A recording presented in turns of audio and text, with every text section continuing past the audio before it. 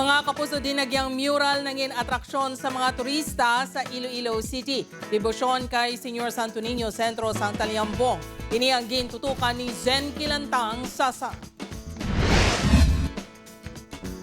Agaw atensyon ang ining 3D dinagyang mural sa Iloilo Esplanade sa mga nagabisita sa City of Love.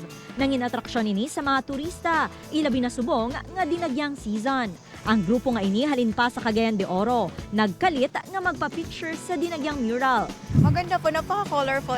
Actually, first time po namin makakita ng ganyan. Yung parang masyadong festive po yung mood. So first time po na siya nakita. So nung nakita namin, nagpa-picture po kami agad. Mga kapuso, nakahibalo-bala kamo nga ang dinagyang mural nga ini ang ginpangunahan sang himbon o kon grupo sa mga Ilonggo artist. Ang mural, kombinasyon sang painting kag sculpture. Tuig 2020 sang ginumpisahan ang Taliambong.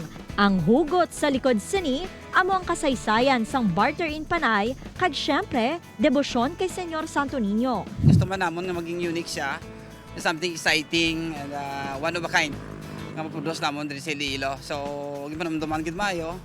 Parang hindi siya maging boring in the long run. No? Subong, ang bisan sino nga nagalabay sa lugar, nagahapit gid kag nagapa-picture sa dinagyang mural. Agod diin man sila dalon sang panahon, ang spirit of dinagyang mapabilin sa ila tagipusoon. Ano po, very proud kasi nga po, pinupuntahan nga po siya at ang ganda po sa loob, sa tingin na may mga ganitong structure na nagagawa po ng kapwa nating mga Ilonggo.